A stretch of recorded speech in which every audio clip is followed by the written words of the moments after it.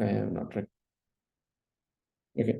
So with the view model, if I want to change it, I need to change this stream. If I want to receive that changes, I need to listen to this one.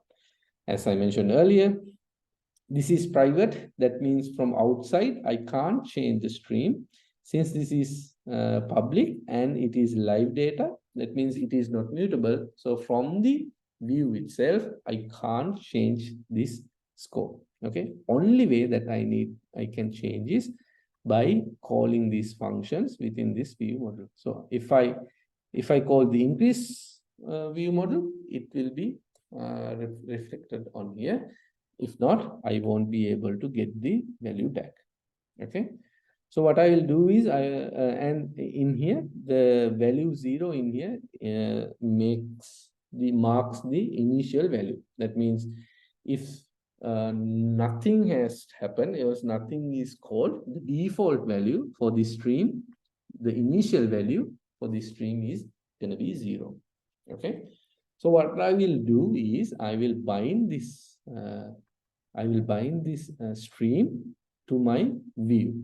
And when I click on the button, button that I have in the first fragment, this one, I will call the increment function and I will have that value showing in there.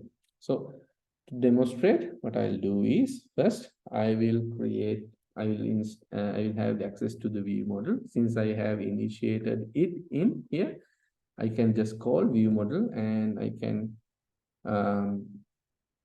call the increase function that would increase the value. So let me check whether the increase function works. I'll just simply log debug in here. And I think I have a log debug message in here, first fragment. So I can narrow it down and I will say underscore score dot value. I can just simply say, so this is the value that we are interested in. Okay. And okay, this is a string, right? Should be able to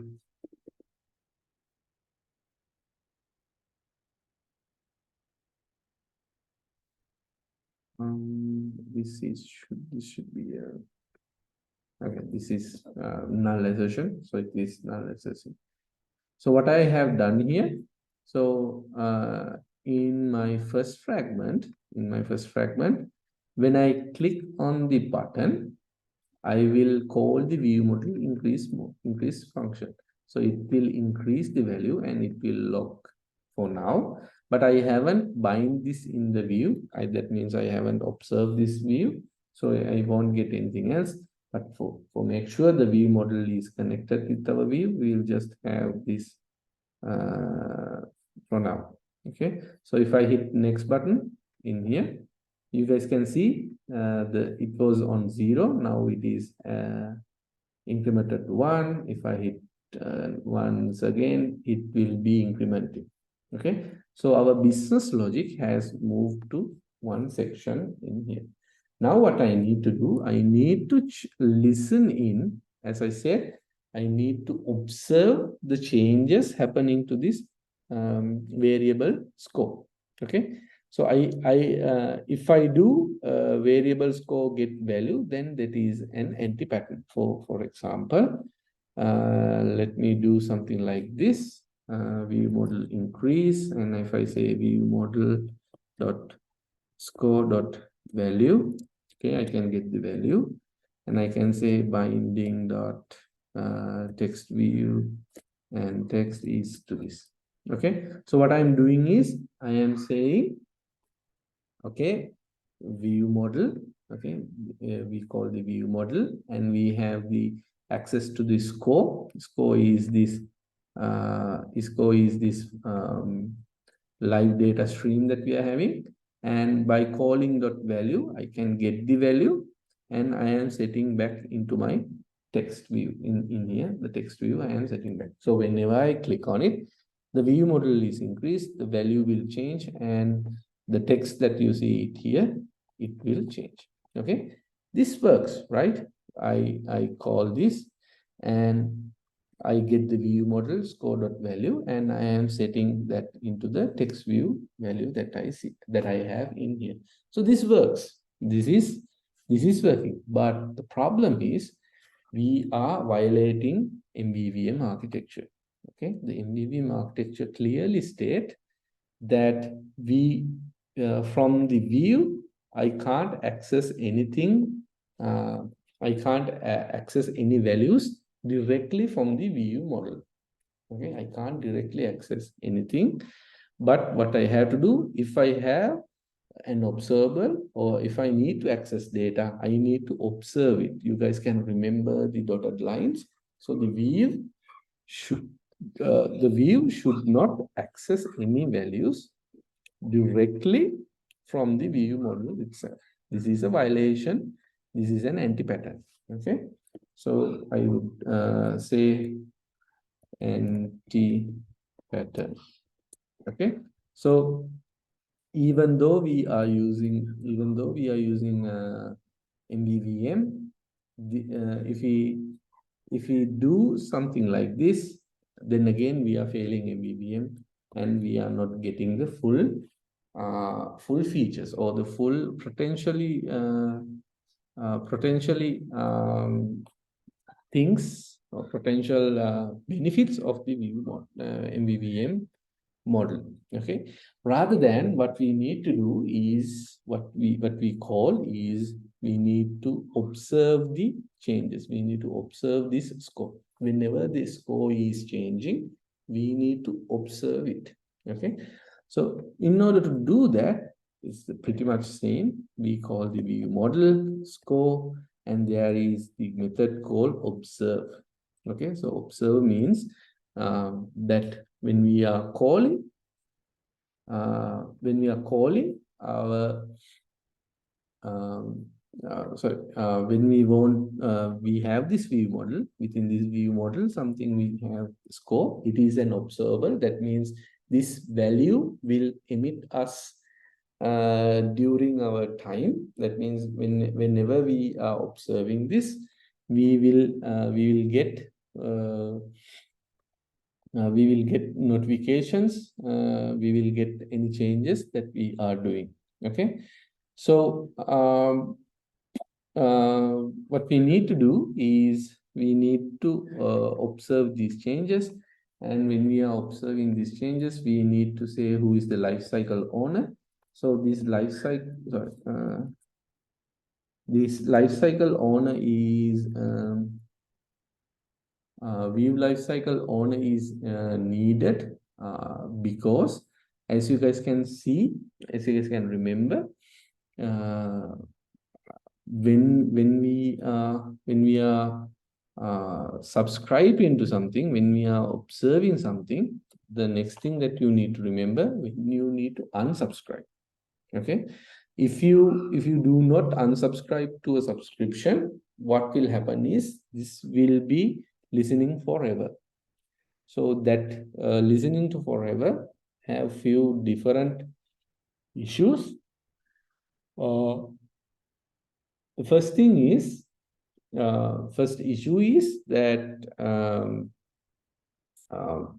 the first issue is, if we have this running forever, if we are observing this after even we are done with this view, then there will be a memory leak.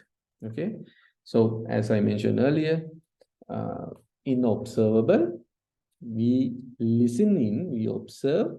As soon as we are done with the observable, that means as soon as this view is no longer needed, or this view is no longer visible for us, we need to get rid of that. We need to make sure we will stop listening. And if the new screen comes in, and the new screen have new observers, we need to listen to them. Okay, so now if you want to observe these changes, what we need to do is, we need to give a lifecycle owner. So whenever the lifecycle owner get created, it is being observed whenever the lifecycle owner get destroyed, the observable stream get destroyed. So we don't have to forcefully destroy these things. So what we need to do is we need to give a lifecycle owner. So I can say function on, we need to comment this out. First thing is we need to say on activity created, on activity created function. On activity created is deprecated.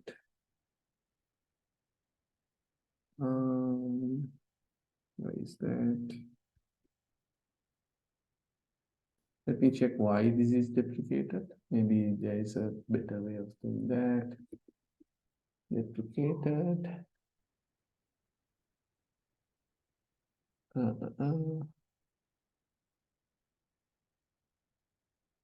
Life cycle observer. Okay.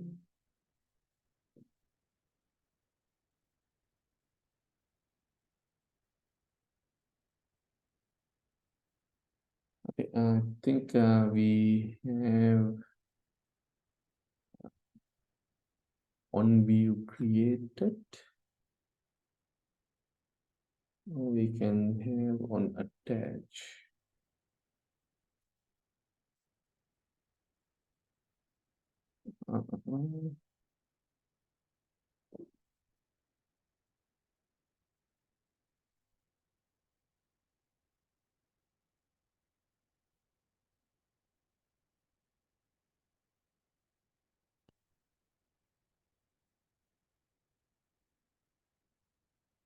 They have changed a little bit, so I will.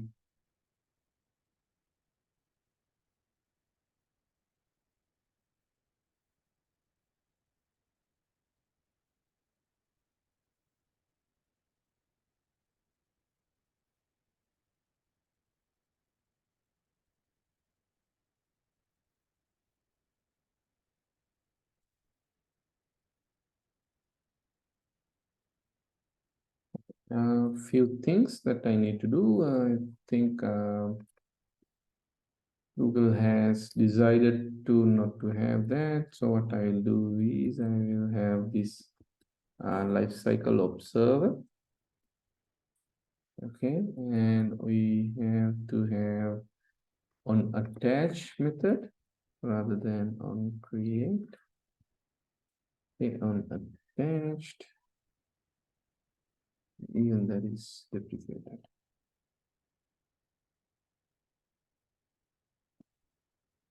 Okay, I need to import that.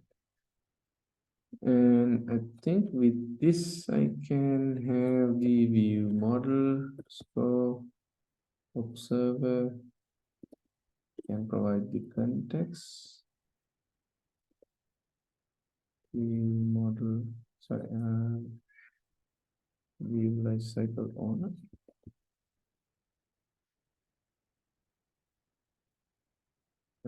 And what I will do is I will say binding text view.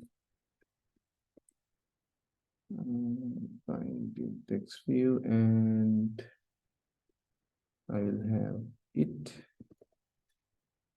Let's change. Let me check whether the code is working. If yes,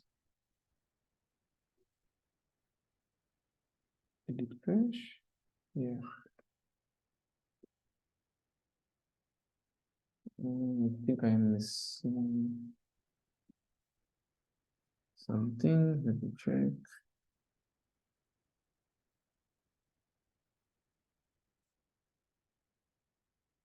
Unable to start activity component.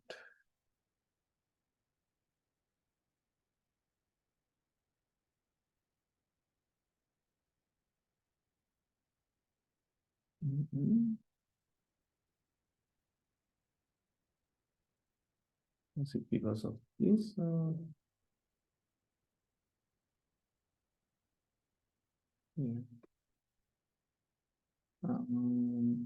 on activity attach on.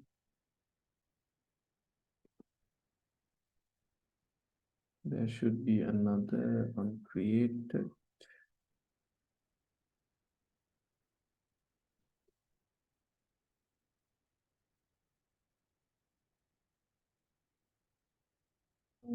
Created.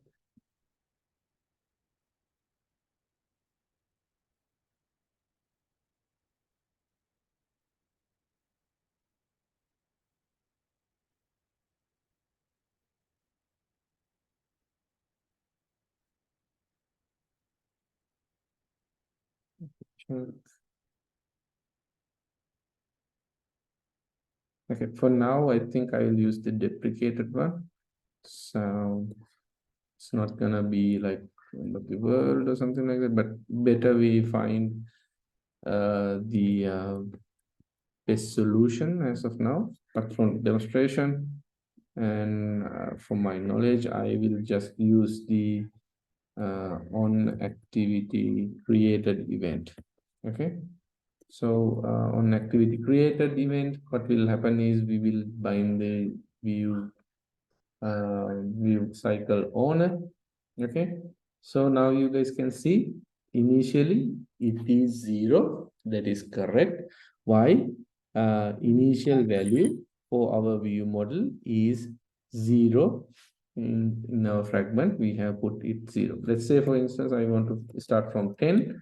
And initial value I will put as 10. And if I restart the application, I would start from 10. And if I hit next, you guys can see that the value is changing. I'm not sure it is completely visible, at least now. If I hit next, you guys can see the value is changing. Okay. So the basic principle in here, that is, whenever we are changing, whenever we are working with MVVM pattern, we should uh, send commands to view model. So we have this view model increase method. When the increase happen, when this score or whatever the variable that we have changed, it should be observable like this. Okay. This is an anti-pattern. Remember, this anti-pattern do not do this. Okay. We are directly calling the value. We are directly getting the value. This is wrong. We need to make sure we are making use of the observable and view lifecycle owner, and we are showing it in here. So in here, the IT means the value that we are getting from this score. It is by default, it is called it or IT. And we are sending binding text view first. The text is going to be IT, the value that we are getting from in here. So this is the what we call the observable pattern. Okay, so we are not directly invoking, we are not directly reading values from our data source, but we are giving instructions, and once the instruction is given, we are observing for that changes. Okay, so in here we do not have what you call the model layer or data layer right now. We should be able to have a data layer in here as well. So we if you are creating the data layer, as you guys can remember, make sure the data layer is also need to communicate in a way that it sends values, it sends commands for the model layer, but the values that we are returning, it should be an observer. Okay, right now we do not have the uh, data layer or the model layer. Right now we have the view and the view model, and we have successfully demonstrated that the view model is interacting with the view is only interacting with the view model using commands, and the observability, using observability, these view models are listening into these values. Okay, so we have not violated any MVVM architectural patterns. We are keeping the pattern as it is, and we are changing. We are moving our logics, our what do you call, our business logic into a different section. So say for instance, I want to test, I want to check the increase. I want to check this increase function. I need to check the business logic behind it, whether it is working as expected or not. So basically, I do not have anything related to view. Okay, view is not part of this code. So if I want to test this class alone, I can perfectly do with one of unit testing or something similar. I do not need anything other than life cycle events and view models to work with this. But if you guys can remember, since the other code, the spaghetti code that we had, everything was on view. If you are trying to get if you're trying to test that code out, it will be very hard because we do not have a separate layer for the view model. Now we have a separate layer for view model, and if you want to test this function, we can easily do that. And the beauty is we do not have any view related dependencies on here. So testing out this increase function will be super easy and super efficient. Okay, so the separation of concern is there, observability is there, sending data one-way direction is there, the observable pattern is there. So we have successfully implemented the MVVM architecture in our application. Okay, so so let's, if you have time, let's increment the model as well. But for now, I think you guys get the idea of separating these things, separating our actions and observabilities into different layers. Okay, so this same principle, the MVVM's principle, can be applied to other frameworks as well. Okay, this is one way of doing MVVM in by using Android. And the same principle, the same concepts goes for iOS application development. So if you are an iOS developer, rather than writing spaghetti code, you can easily have this same architecture pattern. I'm not talking the libraries. So in iOS, the view model is something different. We call those as observable objects. The implementation differs because this the view model class is coming from Android X library. This library is not available on iOS, but this the concept is the concept of MVVM is almost identical for any platform. So only thing that will change how the view model works on iOS and how it is implemented, how we implement that. Okay, so the concept behind this, it is not bounded to Android or any framework. Even you can use this in a web application or something similar. Even a desktop application, you can try this out. It still works. The pattern still works. Okay, by using this pattern, we can drastically reduce our dependencies, bounding context. You guys can see the view now is totally separated from the logic. And if we add the data layer, that data layer will be totally independent from the logic. Okay, so separation on each and every layer is here. So it's going to improve in a lot of ways.